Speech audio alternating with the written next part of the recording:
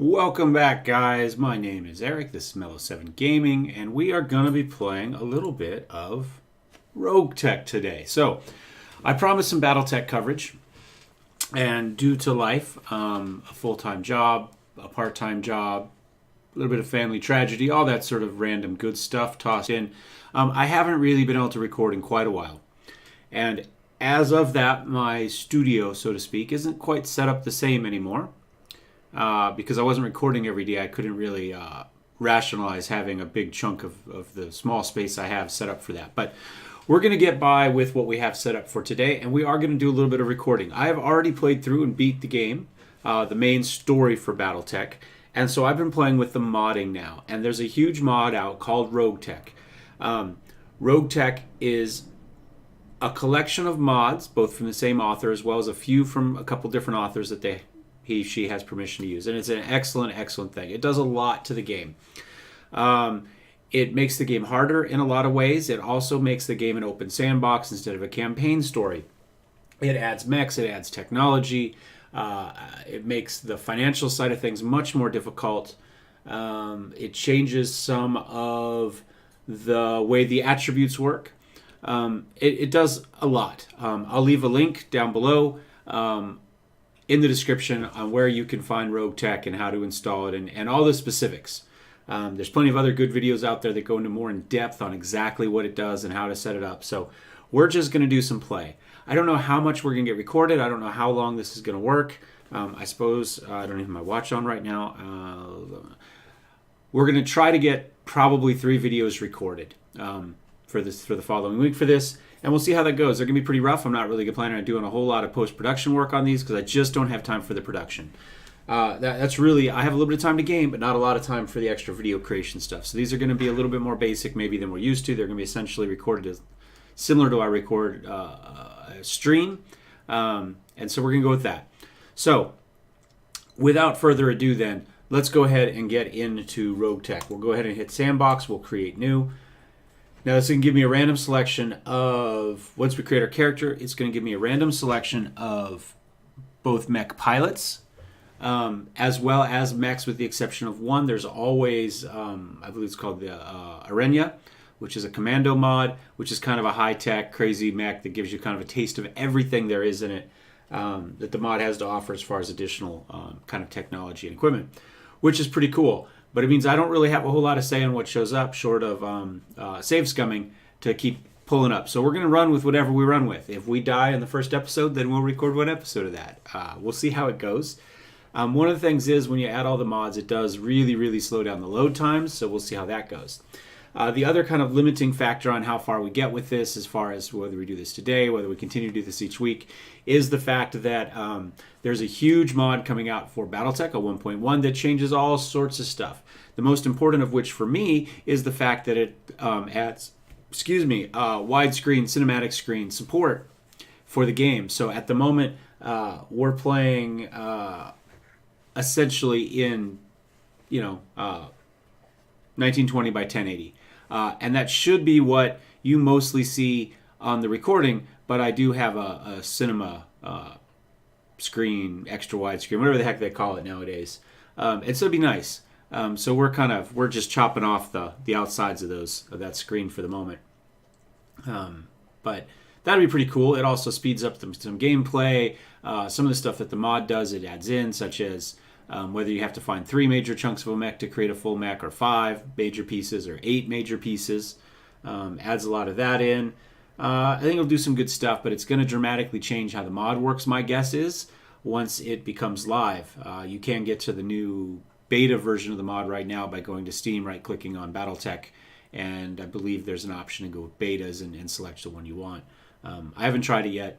I have seen a couple videos on it and what it adds and read the patch notes. So pretty excited about that, but it may change the way the mod works, and as such, it may change the way everything works.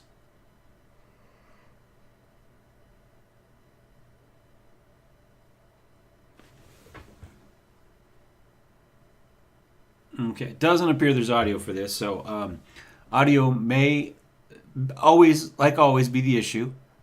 So we'll see how this goes. This is the kind of the opening for Roguetech. They did a spectacular job pulling game assets out and doing this. It really, really, the mod authors, it's amazing. Few little kind of interesting odd tweaks and stuff that we'll get into and get into. So we create our character just like we normally do. There's no real change from that. We can be from any of the major countries. We'll be from the deep periphery, right? I grew up in Montana. That's about as deep periphery as you get. So we'll kind of stick with that. Immigrants to the Oregon Reach. So our family moved from the deep periphery into the Oregon Reach. Family had a blackjack. Don't worry about that blackjack. It's about to disappear, but it's part of the original storyline. On my 16th birthday, something happened. I could have been exiled. Family struck out on my own. Family went bankrupt. However it may be. And you see each of these stories is going to change what you get a little bit here. Now, I kind of know I want piloting and tactics, and that's going to drive our choice here. So at this point, heir to a noble family, you grew up wanting for nothing. As it turns out, you couldn't stand life of a pampered nobility. I'm one of those jackasses, as it turns out. So I stole the blackjack, and I wandered off on my own. That's going to give us +1 to that's piloting tactics. I don't really want that. Tactics and guts. I want this one. I lied. We want piloting and guts for reasons which will become useful. So family died in an accident. A jump ship accident. I'm the only one that's left. I sold everything to settle our debt, and I took the blackjack. So I'm less of a jackass in this one. More of a tragic figure. I need to work on my glowers. Anyway, so the next one. We can be an Oregon Coalition soldier, a frontier pirate, a Solaris gladiator, Intersphere mercenary, frontier mercenary, or merchant guard. We're going to go merchant guard. I'd like to continue to work on my piloting in this case. So you signed on as a guard for a small trading guild. Providing security as a guild's caravan made trading runs between the Intersphere and the periphery, and it was a largely uneventful life, but you were able to put your mech warrior skills to good use in the occasional shuffle with pirates and uncooperative local governments. So that's going to give us +1 to our piloting. Ignore that. That's storyline. And we may come back and do a campaign playthrough in the new patch hits. I haven't decided yet. So we're going to go ahead. We're going to do a random first name, random last name. We're Shuhu Kovacs. I don't know if that's a guy or a girl. And Earthquake is our nickname. That's actually a pretty cool nickname. So one of the things that the mod does is it adds in a bunch of assets, many of which are just from the game, so they're characters from the game. Some of which are assets from other sections, other places. And I haven't gone through. I'm not actually sure where all of them come from. There's a fair number of them here. I wish I could just do a random portrait, but that does not appear to be the case. So you know what? We'll stick with the one let's see if I can find it. These are mostly the basic ones here somewhere. Where am I? That's probably closest to me, to be fair. Right there. Right. Except I have a beard. If they gave me a beard and a baseball cap, that would be the option. He's got the glasses though and the baseball cap. You know what? Normally, I can't find him now. I lost my guy. There's a couple guys here with big beards that I usually pick. Not him. His hair's too perfect. I don't know where he is. I lost him. I don't know. We'll go with this guy. This will be us. We're Shuhu Kovacs, a.k.a. Earthquake. And that's us. So, Oregon Reach, +1 piloting guts for the family dying in the accident, piloting. And these are our skills. Gunnery, piloting, tactics, and guts. We'll go ahead and confirm that, and we'll see what we end up with.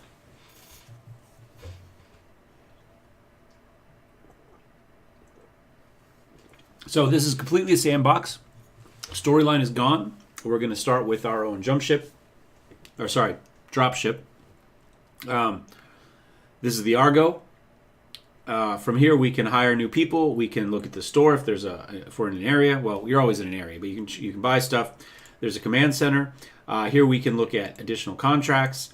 We can also talk to Darius. So each of these areas has an NPC that we can talk to as part of it. We come back, we're going to have more options here. It's just kind of a little glitch in the deal. Barracks here. At some point, let me click that. One of the things the new patch does is it really, really speeds up these loading screens, by the way. Come on. There we go, mech warriors. Also, there may be random stuff downloading. The last Windows security patch absolutely destroyed my computer, and I had to reformat and start over. So, slowly catching up on stuff, but it means there may be random stuff in the back. More random stuff than usual trying to catch up. All right. So, we're going to start here. These are the pilots we have initially. Arbiter, Deadeye, Earthquake, Skiros, and Tinker. Now, there are different icons here. So these, by the way, are all Kickstarter backers. So these were characters that were created by Kickstarter backers. And if we come here to the service record, we can see that they actually have a biography, which is pretty darn cool. I actually really like the fact that this kind of seems, the patch seems to highlight this and try to pull players, the unique players, and the backer players out more or less. I think that's pretty cool.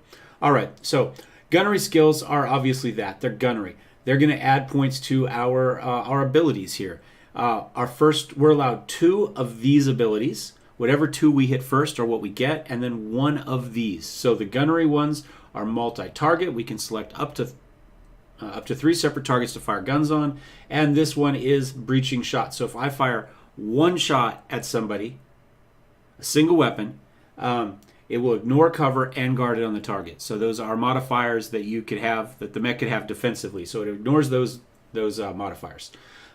Piloting, we can get evasive movement. So we get additional evasive movement. As the mech moves, the farther he moves, the more evasive movement modifiers he gets. Essentially negatives to hit. Jumping as well does that. This will create an extra charge for movement actions, and also as you go through this, it will add a higher maximum evasion that you can get as you roll down. And then Ace Pilot lets us shoot and then move. Normally you have to move and then shoot at the end. Guts is going to give us more actual hit points, which is important, and especially in this one. The first passive is Juggernaut. Successful melee attacks knock your opponent back one initiative phase. So light mechs go first. And then as mechs get heavier and heavier, they each have their own initiative phase. So if I hit a light mech with this, he's actually not going to be able to move till the medium initiative phase. So that's very important. You really should use that pretty aggressively. I don't do a good job of it, but and Berserker increases your melee and your death from above. That when you jump on top of another mech, and reduces the damage you take from death from above by 15%. Allows shooting after melee strike. So I can come up, I can punch somebody, and then I could shoot him if I wanted with this one. Now, originally these were reversed, and Berserker's been changed quite a bit, but by the time you got this, everybody was in assault mechs, and you couldn't knock them back. Assault mechs ran when assault mechs met. There was no slower initiative. So this was a lot less useful in the basic game. They've reversed that to flip those around, which I think is pretty cool in the patch. Tactics. This is meant more for indirect fire and missiles and stuff. And we can see if we were to put one here, we would get -1 to our indirect fire penalty. So that's when you're shooting like missiles over a hill or something like this. So this is your indirect artillery skill, among other things. We get a +1 initiative and would remove 1 bar of stability damage. Not only do you take normal damage, but you also slowly lose stability as things pound on you and you start to get knocked back and forth until ultimately you tip over. At the moment, all mechs have the same amount of stability damage, 100. The patch that's coming up will change that, so the heavier the mech is, the more stability damage it can take before it tips over. But this one will get you +1 to your initiative, allowing you to move a step before your mech normally does, and removes a little bit more of that stability damage if you reserve. So say I'm in a medium mech. At this point, if I have this, I'd actually be able to move when the light mechs do, but I could reserve. I could wait until the medium mechs do. If I do that, I'll get my +1 bonus to my stability. It'll take away some of that stability damage. And the final benefit for this one is sensor lock, which is great. In the original game, your evasive action is lost when you get shot. So I run around, I build up 3 bars of evasive action, somebody shoots me, I lose 1 of those evasive bars. Somebody else shoots me, I lose another one. And now I'm down to 1. The patch changes that. If I've got 3 bars of evasive, I keep my 3 bars of evasive the entire time. Sensor lock would take away 2 of those bars, and you could do it on somebody that was in sensor sight, but not in visual sight. So it would essentially give you visual sight on somebody, which is pretty cool. In this case, it still does that, but it will actually take away those bars of evasion for multiple rounds, for like 4 rounds. Essentially, that sensor lock's not just for the instant, it's a sensor lock for a longer period of time, which makes it much more useful within the kind of the new meta, the new way that the patch is, or the mod has changed evasion. So those are abilities. Each of these characters starts with kind of a random amount of basic XP. So you can see kind of how we go down here. Now, they gave Tinker the most. Tinker's got 7,500 XP. We're going to have, let's take a look at our mechs before we start figuring out what we need here. So let's go to Mech Bay. Yang is our mech technician there. And this is our Mech Bay. And we've got the Arenya here. This is our special modded super mech, so to speak. And making sure I have the screen more or less accurate for what we want. Looks like I got pretty close. So in this case, we've got medium pulse lasers. We've got some super flamers here. If an item has pluses after the name, that means it's better than the stock. This one's got 3 pluses. It does +3 damage, +3 heat damage. That's what the H stands for there behind the +3 damage, and +3 damage on top of that. So this guy is meant for kind of close up. You run in, you heat things up. We've got advanced materials, which essentially gives us, it means we replace some of the heavy internal structure armor with lighter materials. Ferrofibrous, endosteel, and ultralight composites, which are all from the base game if you've ever played that. TSM, this gives me more melee strength as well as more sprint speed. Again, I got a few of these. The idea here is, again, this thing is a melee beast. It needs to get into combat quickly, it needs to punch things, and it needs to turn on the flamers to overheat mechs and try to shut them down or cause ammo explosions, that sort of stuff. NSS, null signature system. This essentially makes me harder to hit. Again, to help that small mech get in there into combat.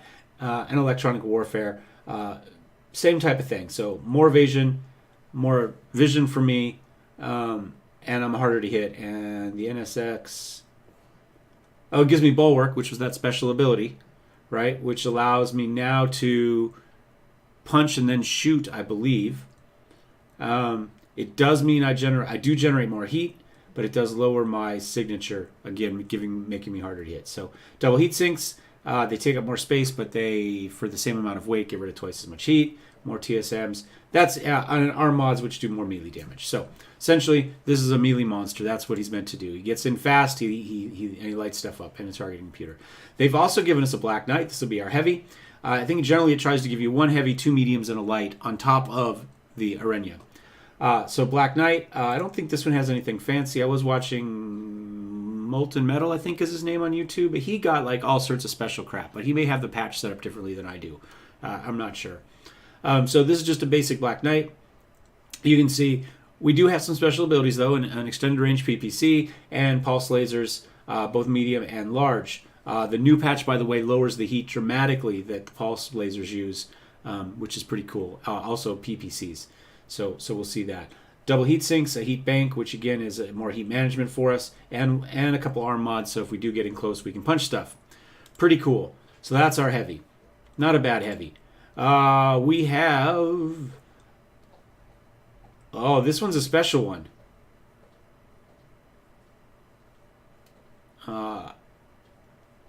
Kiryushka.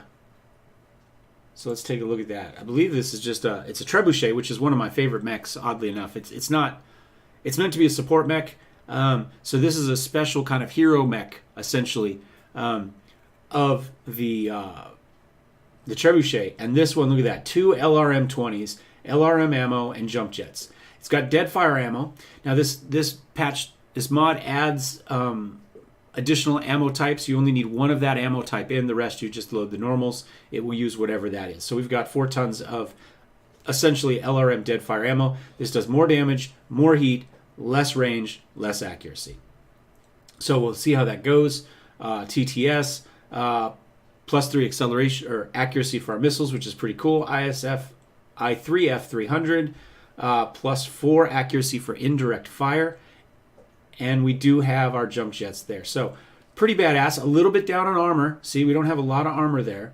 But this is meant to stay back, hopefully not get a lot of shots itself. So we'll see how that goes. So we've got an energy heavy with some decent melee, a crazy little light that's all melee, a support that needs indirect fire, so tactician type skills.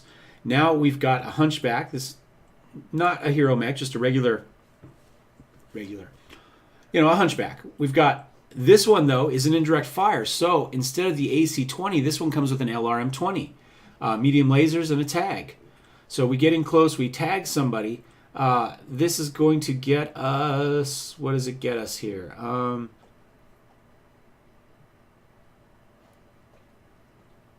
It should get us bonuses to hit. We'll have to see how it works in game. It only does 1 damage, but it's long, and it should allow everybody to get a bonus. So he tags it. It's essentially like a laser pointer. Everybody can key off that laser sight. So that's what that should do. We've got some heat sinks, no jump jets, but heavily armored. So we can get this guy into the point where we can see the tag, LRM-20. We've got some good medium lasers if we need to afterwards to help support that. So we'll probably run with those, but we've also got a fire starter here as the light they gave us. Fire starter works essentially like a cheaper version of this commando in that it's filled with flamethrowers.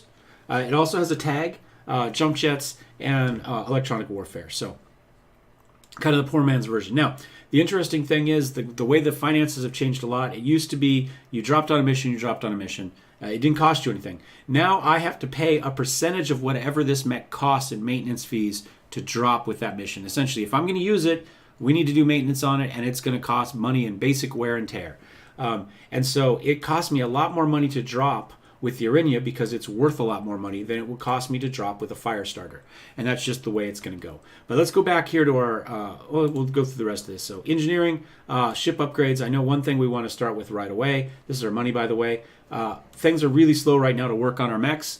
And so we need to start accruing tech points to make that go faster. So we're going to go ahead and repair the scaffolding in our dropship here. Essentially, the Argo was a wreck that got recovered in the storyline, and so you have to rebuild everything. So we're going to start by working on that. Navigation, this is our star map. Now, in the base game, the star map is fairly limited and has kind of built-in blocks as the story progresses where you can go. Not so much. In the patch or in the mod, they've allowed us to go wherever the heck we want to go. So right now we're at Galatea, but we can go anywhere we want, which is pretty cool. And then your captain quarters, we can look at finances, we can look at reputation, we can customize the company, and we'll go ahead and do that. It's Earthquakes Marauders. I think we'll be the Tremors. Right? Maybe we'll just be Tremor. That's our company name. We're Tremor. And we can change colors here. So however we want, we've got a little model there that's going to change as we change our colors. We can do some metallics here, which are pretty cool. Maybe do metallic blue, black, and maybe... there's not a lot of green in that, is there? Let's come back here. Let's see if we get a little bit more color built into this thing. Maybe metallic blue, the green, and a light, almost white blue color. Sure. Not my favorite, but we'll go with that. Do we have anything that's kind of tremory here? We've got all sorts of stuff. There's a bear. I really like the octopus, by the way.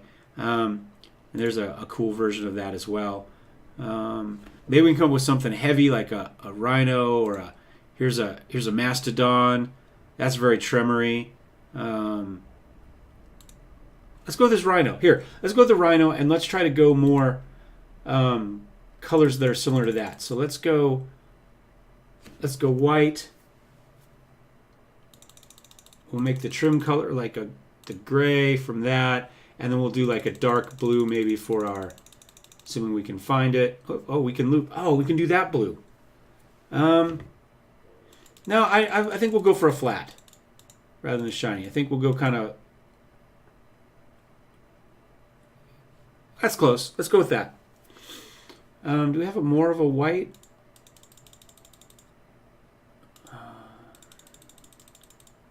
Guess that's as white as it gets. There we go. So white, blue, and gray. Those will be our colors. All right. I like that. Let's save. Tremor. There we go. We're there. All right. Could be Aftershock. That'd be another cool earthquake-based name.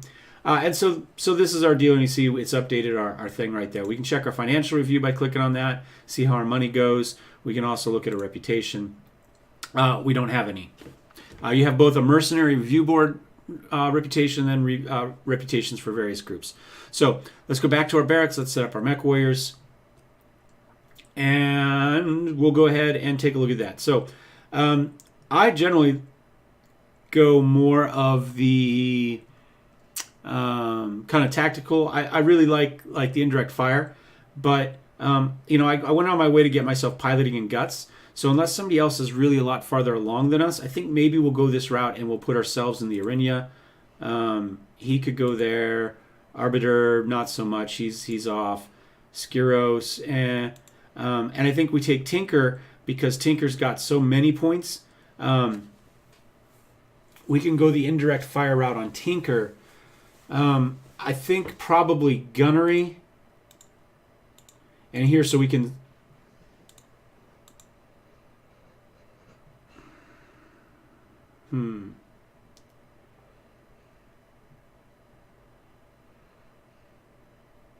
Now, if we were to put Tinker in the Hunchback, +1 initiative would be good because we'd get the tag off early.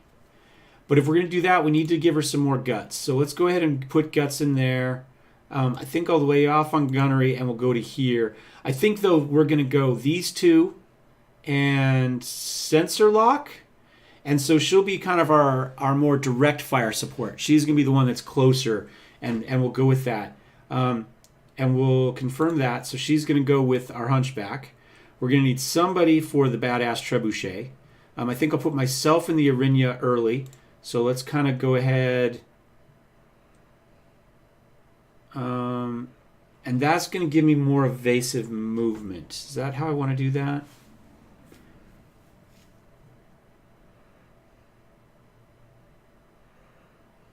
Let's go with that initially, and then we'll get that there. We'll confirm that. Whoops. Yeah, that was what we wanted. So we're going to need... We still need an indirect fire, and we need a heavy, essentially. 3223, 3232. Which one has more? 4600, 900. All right, Skyros is going to be our indirect fire guy. Oh God, his tactics is garbage, though, to start with. Is his better? How about Deadeye? Deadeye's tactics is even worse. All right, so Skiros is going to be our tactics guy. Our other indirect. You can't get that. I think we'll give him guts and piloting. I like to get all these before we go too deep in, but we're going to go him down the road. So this is going to be our indirect fire, and that means Deadeye is going to be our heavy. And so for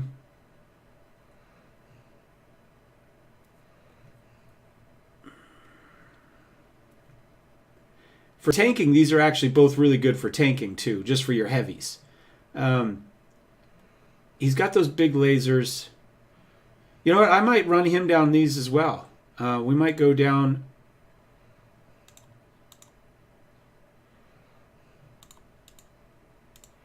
He's not going to be moving as much. I think we go guts here.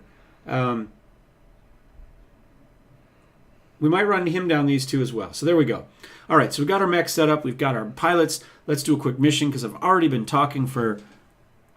Nope. We're gonna end this episode right here, and then when we come back, we will take our first mission. So let's take a look at it first, and we'll kind of decide what we want. Now, these are much harder than you think they are. Look at both the skull rating, which is supposed to be it, and then look at the money. Now, these are both 1 star. This one's 810. This one's 321. This one's probably going to be closer to a 3-star, or this one's probably going to be closer to a 2 or 2.5 star difficulty, whereas this one's going to be closer to a 1. So look at both of these numbers. The developers of initially Hairbrained Schemes have said, oh, well, that's because you don't get as good intelligence on some of them. So think of it as the less it pays, the better intelligence they have as to what this actual is. This is a guess. If they're unsure about that, they're willing to pay more. That's going to change in the new patch 1.1 when it comes out as well, where these are going to be a little bit more accurate for what you actually get. But for now, look at it that way. So I think maybe we'll try, let's see, that is a battle. That's an assassinate. we'll come back and we'll try heavy lure, and we will see how that goes. So that's it. Thanks for watching, guys. Hope you enjoyed this episode. We'll see you next time. Cheers. And we'll see if I get this set up right. Copper's going to scratch for you in the background to get you some chain rattling.